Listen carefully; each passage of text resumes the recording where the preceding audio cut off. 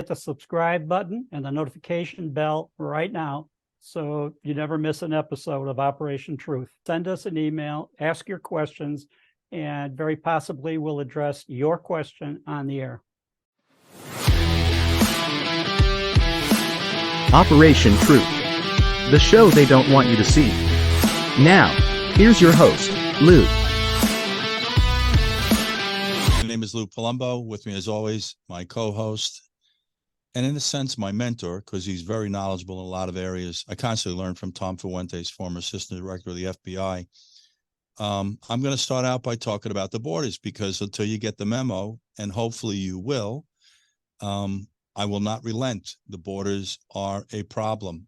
There isn't any sane, rational, reasonable person that has been to the borders that doesn't realize that we are in peril. About 5 months ago, our FBI director, Christopher Wray, and Tom is not a fan for his own reasons, and I respect that, but Christopher Wray in Senate hearings that I listened to came out and stated that the southern border of the United States was a threat to our national security. And he also mentioned that every 12 hours, the FBI opens up investigations into activities of China in the U.S. So the borders are an issue. I mentioned in our last show, I'm going to remind you again, 260,000 people crossed the border, the most ever in the month of September. And we were just told by this person who poses as the Homeland Security Director, Mayorkas, that the border is closed. By the way, guys, and Tom, I think will confirm this, we have surrendered operational control of the borders to the cartels, which, by the way, you could address very simply with drones. Question is, why are we sitting on our hands? I don't know what people are not understanding here. I know one thing. Eric Adams got the memo because he's come out and clearly defined the fact that the immigration issue in the city of New York is going to destroy the city. It's going to bankrupt the city. They're going to lose their tax base. More people with disposable income will be moving to places that are far more friendly to them. You know, one of the concerns, and I wanted to ask Tom last episode and Christian about concerns about civil war here. I'm certainly hoping we do not digress to that, but I am concerned about we might have secession. We're hearing it already. In Staten Island, ladies and gentlemen, they attempted to transplant migrants into a private closed school there, and the people went bananas protesting. It got a little, I would say, volatile to say the least, and I believe the judges ruled in their favor. They didn't want them there. You know, what we're not doing is assimilating them.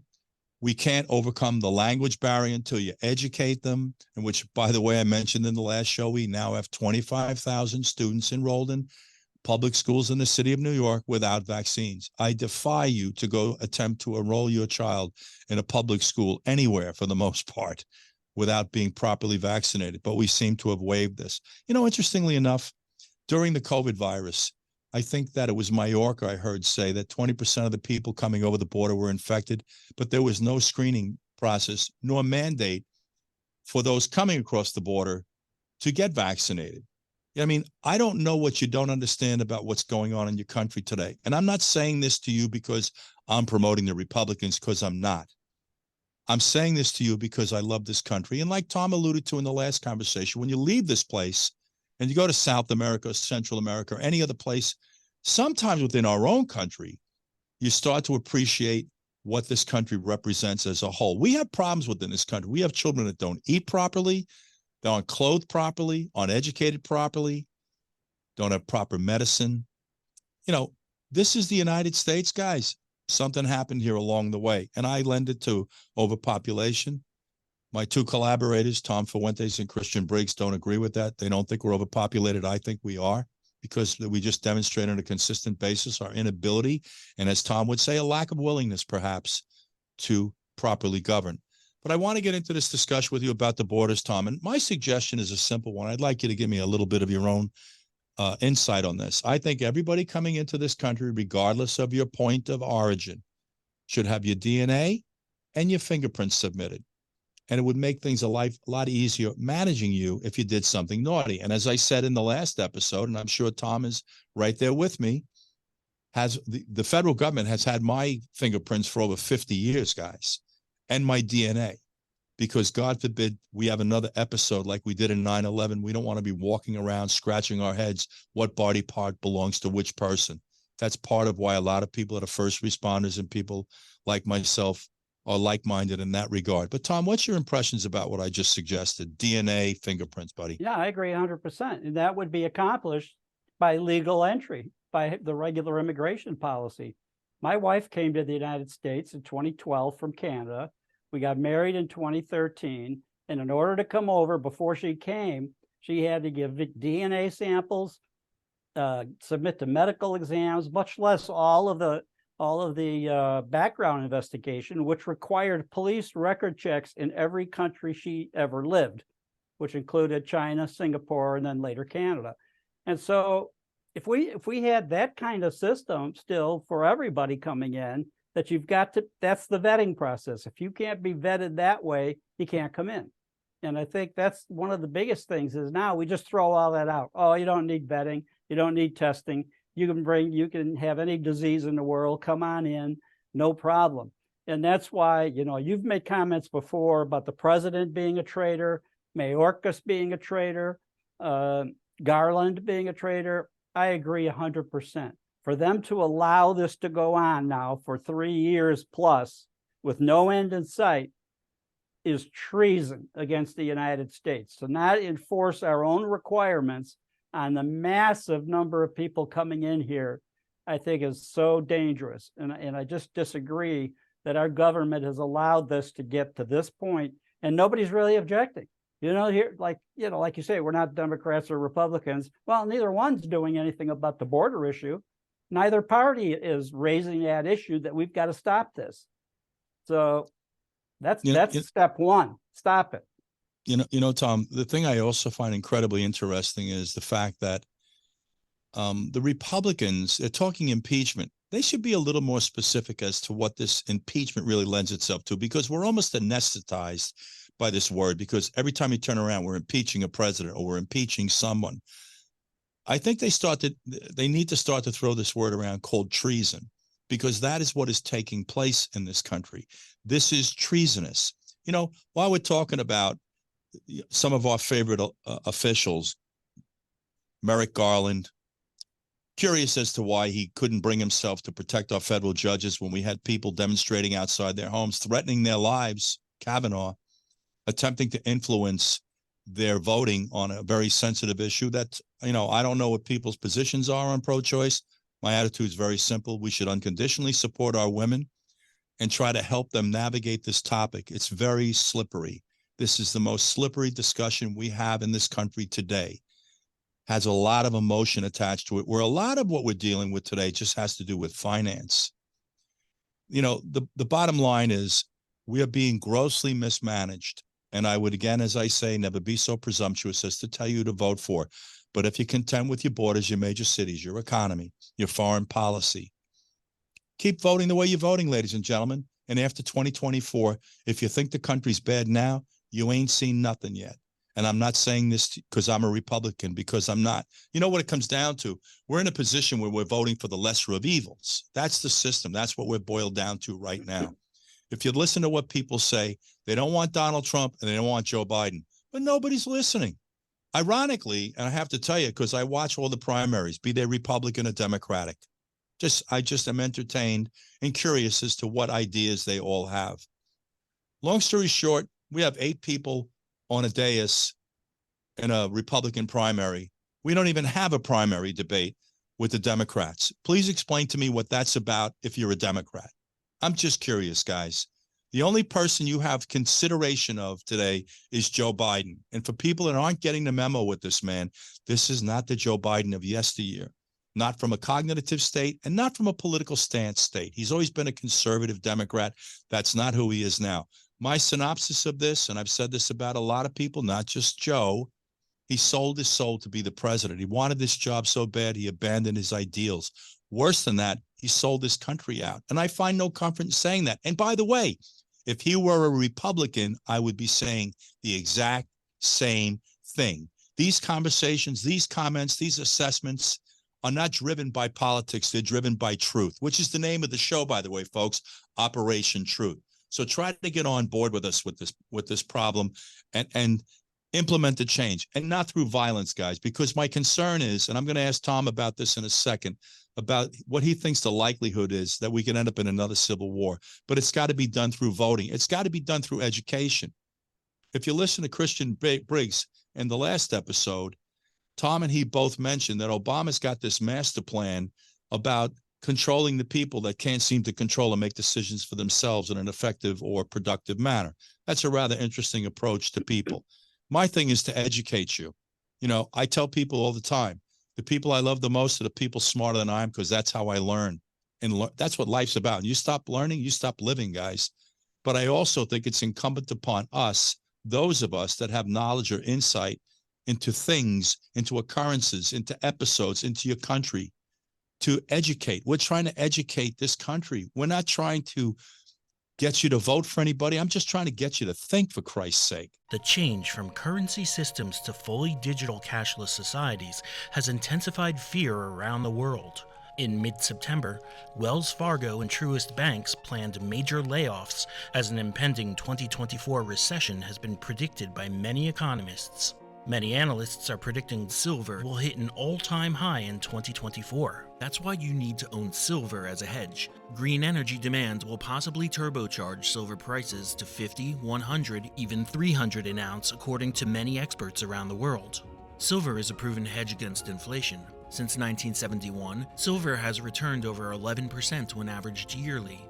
Hard Asset Management is a trusted leader in precious metals and rare coins for nearly 40 years. We have the guaranteed lowest prices, fast and easy ordering, expedited shipping, with award-winning customer service available 8 a.m. to 8 p.m. CST, Monday through Friday. So protect yourself from the chaos. Invest in stability with Hard Asset Management. Call now and get your free Hard Asset Management information kit on how easy it is for you to own silver. 844-426-4653. Free delivery and extra silver with every $10,000 bought. Use promo code 007. Food for thought. Become your own investigator. Separate yourself from your politics and your agenda. Try to love your children more than you love your politics. I don't know what to say, guys. There are so many contradictions that stare you in the face today. It's insulting. I love this whole thing with anti-Semitism in the Democrat Party. Tlaib, Omar, Jayapal. And then I have to listen to Wasserman Schultz accuse Robert Kennedy Jr. of being an anti-Semite. Are you kidding me? Where was the outrage, by the way? But Tom, I want to come to you with this question. What's your feeling about us potentially ending up in some type of civil conflict? I always talk about secession. I think that's more likely. But what's your impression about this possibility of civil war? I think we're not quite at that point yet. You know, Lou, when you and I were young police officers in the early 70s, look at the number of bombings nationwide by domestic terrorist groups, from the SLA, you know, Black Panthers, other groups. And there were dozens of bombings. There were police officers, New York City, how many police officers were killed by bombings by these groups? Chicago, the same thing, the Puerto Rican, FALN, and all of that. And excuse me, many of those groups, members of those groups, were convicted by a tremendous amount of effort by the FBI, Department of Justice, stood trial, convicted, sentenced to lengthy prison sentences, only to have President Carter led a bunch of them, the ones that tried to assassinate President Truman in Washington, D.C., let those guys out. Clinton, you know, array of Democratic presidents that basically pardoned or commuted the sentences of all of them, let them back out. So, you know, where was the accountability then with these groups that were murdering people, that were bombing? They put bombs in the U.S. Capitol. So what we're seeing now is, to me, is not on that level as we saw then. Now, New York City, for example, as you know, police officers were required to use a call box and open it up and call in and check in and see if there were any assignments for them, because they didn't have the radios at that time that they wore on them. And citizens could open that up and call in and say there's a murder or robbery, whatever, you know, send the police. And then what happened? These groups started putting explosives. So people were opening those up and getting killed, blinded, burnt faces, you name it. So they had to eliminate the use of that in New York City in particular. We didn't have the same thing, when I was a cop, but you had it in New York in the early 70s at that time. And so I think that, I just think that the amount of bombings, the amount of terrorist activities by domestic groups, and we had a lot of domestic groups all over the country at that time. Aryan Nation, some were extremely right wing, some were extremely left wing, but they were killing a lot of people. And, we're not at that point right now. I think we could get there, but we're not there at the moment. What I see the country doing, Tom, is fracturing. That's what I suspect will happen. I think you'll see states like Texas and Nevada and Tennessee and Florida and Idaho, and maybe New Hampshire, any number of conservative states just telling the federal government, guess what? We don't want to be part of this union anymore. We'll govern ourselves. We'll generate our own revenues. We'll engage in commerce with you the same way you engage in commerce with our enemies abroad, because that's what we do. Money is money. We all know that's what drives the discussion. But I think that's a real potential. Tom, I want to digress back to this immigration issue so people are clear about something. I've said this before, and I say these things redundantly because I want these to drill these into your brain. There are 800,000 law enforcement agents, approximate, in a country of 360 million. There is no vetting process. Tom, do you agree? For who? The population? Well, the immigrants that are coming in? For the people crossing our borders. Yeah, at the moment, no vetting. That's to start with. And then when they get here, if we get to the point where we have to deport them because they've overpopulated our country with illegal immigrants, we don't have enough assets to deport them. Would you agree, Tom? Oh, absolutely not. We couldn't possibly. You figure if it would take, let's say for one person, let's just say you do it with two officers, two immigration officers or DHS officers, times how many million officers would we need? How many planes would we need to fly them back to their countries? All of the process, the courtrooms, the judges and all that. No, we've let all these people in, and for the most part, I think almost everyone's here to stay. The only ones that won't be here to stay are people like MS-13 that come in and then commit murders and robberies and all that. If they get caught in those type of operations, yeah, they'll be kicked out. But the vast majority of people that have walked across our border in the 3 years that Biden has allowed that, they're pretty much here to stay. Tom, the really unfortunate part of the conversation also is the fact that there are people who are attempting to come into our country that have legitimate need and reason. The unfortunate part is they're commingled with a whole lot of people that don't. And I hate to break this to everybody, but we're already not taking care of many of our people in this country. And we haven't even spoken about the Ukraine today and the fact that we're just hemorrhaging money in that direction and to a disproportionate amount. We're not anti-Ukraine, by the way, guys, but it has to be proportionate. You have 29 of the 31 NATO nations on the continent of Europe, and we're carrying a gigantic financial burden at the expense of the American public.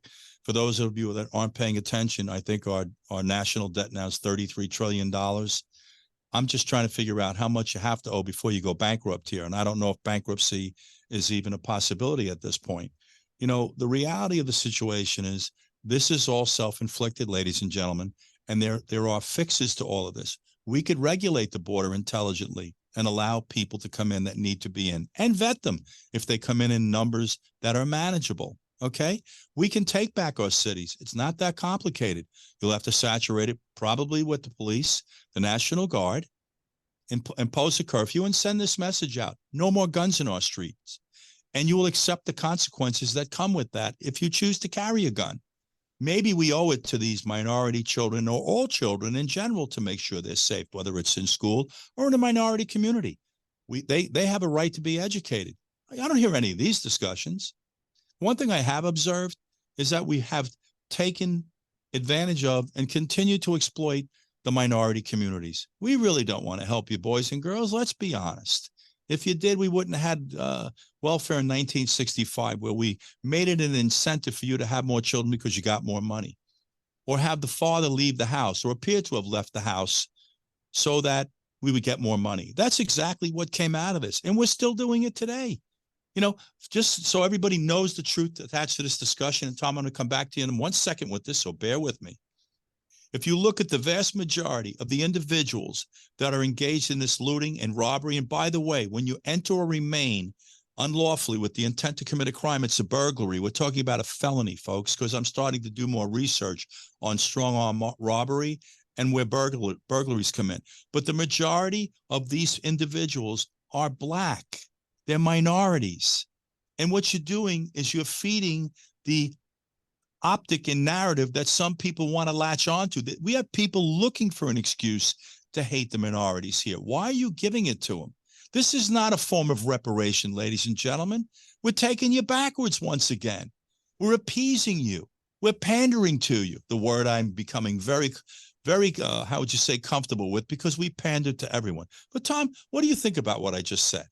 No, I think you're exactly right. We do pander, and people don't want to hear. We talk about the show being named Operation Truth, and I keep thinking about Jack Nicholson in the movie, saying, "You want the truth? You can't handle the truth." And I think the majority of Americans can't handle the truth, and certainly party officials, city officials, state, local, federal officials can't handle the truth. They don't want to hear it. They don't want to see what's going on and what's causing it to be going on, and have any idea that they could be contributing to it with their failed policies and progressive policies of not prosecuting and jailing criminals. Rare coin prices have exploded in the last 3 years.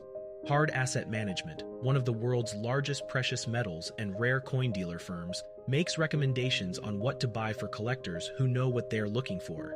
We maintain one of the world's largest rare coin inventories for individuals seeking to diversify precious metals and rare coins. We can make strong recommendations in areas that we feel have the strongest potential for long-term growth. Call today, 844-426-4653 to receive our free rare coin newsletter, or register online at bmcham.com. Free delivery and extra silver with every $10,000 bought. Use promo code 007. Tom, I just want to comment on something about policing. The public can handle the truth, and there's something that is attached to that law enforcement is responsible for having created. We've done a stunning job at insulating you from the darkness and how dirty the streets can be, how base it can be. We did that, Tom. Yeah. My suggestion, folks, is that in every family, we have one member spend 2 years in a police department and go back and report to your family what the police go through, because we've insulated you. You see, people outside the country look at Americans and they refer to us as fat and happy. You're chasing the generation of your iPhone, your flat screen TV, your vacation, what car you're buying, can you afford an electric car, where are you going to charge it? We have some real serious problems facing us ahead, folks. It isn't your flat screen TV's generation, or the generation of iPhone that you have, or Android that you have. We are thoroughly distracted here. But I tell you this, guys, our defining moment is in about a year from now. You better figure out what course you want to go on. If you're content with the way things are, and you want to continue to flood this country with people from third world nations, the majority of which don't speak English, none of whom we're trying to teach English to, by the way. We're not doing anything to assimilate them. What we're letting them do is sleep on our sidewalks in New York City, outside this beautiful historic hotel known as the Roosevelt Hotel on Madison Avenue and 45th Street in Times Square, not in Times Square, in Midtown Manhattan, and in the lobbies of this hotel. If you believe that's helping them, then continue the path. You might want to listen to Eric Adams, who's telling you his words, this immigration issue is going to destroy New York City. What's so interesting is the president has a deaf ear. Mayorkas has a deaf ear. Eric Garland has a deaf ear. Kamala Harris has a deaf ear. These are Democrats. Nancy Hochul deployed the National Guard to New York City. She's a Democrat, state of New York. We're not coming at you because we're anti-Democrat. The loudest voices in opposition to the immigration policies today are Democrats. What happened to this political mechanism? No, you know what? Let's go just digress for a second to this guy Bauman, who pulled a fire alarm. I showed a picture of this the last time we were on air. And I have to listen and have my intelligence insulted by the likes of Alexandria Cortez, whose background is she has a formal education and was a bartender, guys. Tom and I have traveled this planet for various reasons and in various capacities, but she knows more than we do. No. He was panicked in the foyer and couldn't get out. I guess pulling the fire alarm would get you out. Or maybe it disrupted a vote that would have shut down the economy that they wanted to hang on the Republicans. You see, everything has an agenda and a backstory. By the way, Tom, you and I spoke about this. I certainly hope, ladies and gentlemen, this is something you should know. They go into his iPhone, his Android, his computer, and start to check all of his communications to see who else he communicated this idea with, because I absolutely guarantee you he did. He did not concoct this on his own. And as far as he goes, he needs to be removed, and so does Cortez, because Cortez has knowingly lied to you and intentionally misled you as to the circumstances that occurred during this vote to keep the economy from shutting down. This is the best you offer us? You think we trust and respect you? Have you lost your mind? The answer to that question unequivocally is yes. So we've got lots of problems here, guys. We're not here just to constructively break it down for you, but we can offer you solutions. We can show you how to take back your borders. I can show you how to get your cities. I can talk to you about how to revitalize our energy sector. And guys, until you're prepared to wrap your arms around nuclear energy, you better be prepared to live with fossil fuel. In fact, this guy that poses as your president, okay, and I don't mean any disrespect. I'm so disappointed in this man. I can't quantify it. It's just shameful, sinful, and immoral what you're doing to this country. Better yet, what you're doing to the young people who we owe an explanation to. I keep telling Brian Williams, I want to get into a forum, an academic forum with young people that we've so conveniently branded X and Z, and start out by apologizing to them and explaining to them why we destroyed everything they should be believing in that they don't believe in, just like we don't. The government, the media, your law enforcement agencies, the FBI, your police, everybody's bad here, folks. Now we're compromising our judicial system. We're bastardizing it. I do want to just say one thing about this thing in pursuing Trump. I guess when you're elected official, and you're going to have to edit this because I'm going to say it, Tlaib, I believe she's from the 13th district in Michigan, Dearborn, if I'm correct. He gets sworn into office, Donald Trump, and she says, I'm going to impeach that motherfucker. This is the conduct. This is the language from an elected official. Why isn't she removed? This isn't about free speech. This is about your responsibility to lead the country in an unbiased manner. Letitia James is playing footsie with Donald Trump and accused him, or not didn't accuse him, made a statement that he was not a legitimate president. So this the carry out of the agenda to correct that illegitimate president. And guys, I'm not going to talk about Donald Trump. I got the memo.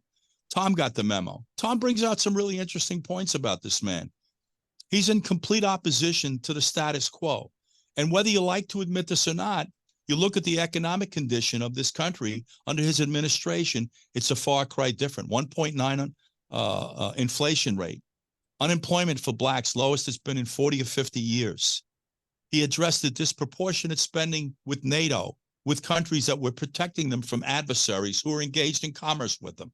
This is what he did, bringing back manufacturing. I got the memo on this. Guy's got a personality disorder. I'm not clinically backgrounded. Lou, if I could go ahead, jump in, Tom, please. He's the first president since John F. Kennedy to take on the deep state, to criticize the CIA. In Kennedy's case, he fired Allen Dulles, the head of the CIA, and 3 of his top assistants, and wanted to take apart the CIA because of all of the coups that they were engineering, assassinations they were conducting, that they were out of control.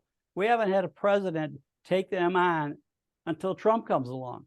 And that's why I think the deep state, the not so deep state, are going after him tooth and nail. Anything they can come up with, any local prosecutor and any nonsense charges they can come up with, and just keep throwing that at him. Just keep inundating him with the charges.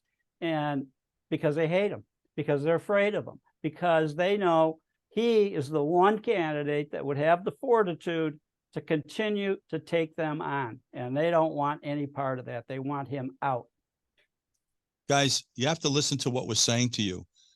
The ability and where the power lies in taking this country back in a direction that it belongs. And I'm not saying vote for Donald Trump. That's not what I'm saying. It rests in the hands of the people who vote. Get off your rear end, stop watching your flat screen TV, and stop planning your vacations, and invest yourself into the future of your children. That doesn't just mean educating them. Look at the world they're growing up in. Look at the country they're growing up in. This is shameful and it's immoral. And I hate to say it to you, it isn't the Republicans by themselves. The Republicans have their fingerprints on some of this faux pas. There's no ifs, ands, or buts about it. But this country has never been in such peril in my lifetime. And I don't think it's been in such peril since the history of this country. We are losing our country.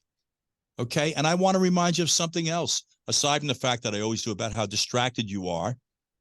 A minuscule percentage of this country is steering 360 million people. I guarantee you it's less than 1 million people, because based on the number of law enforcement agents and other mechanisms we have in place to control situations, if it were more than 1 million people, we wouldn't be able to control anything. We've, as Tom has pointed out, we've surrendered. We've surrendered our major cities. We've surrendered the borders. We've surrendered the energy sector. We've surrendered in Afghanistan, guys. That troop withdrawal was not staged by Donald Trump. That's a lie. That's a lie. If his fingerprints were on it, Tom and I would tell you, because it's not about being a Donald Trump fan, because I am not. Okay. I acknowledge he did some things good. I'd like him to go to finishing school at some point. We're going to wrap it up for today.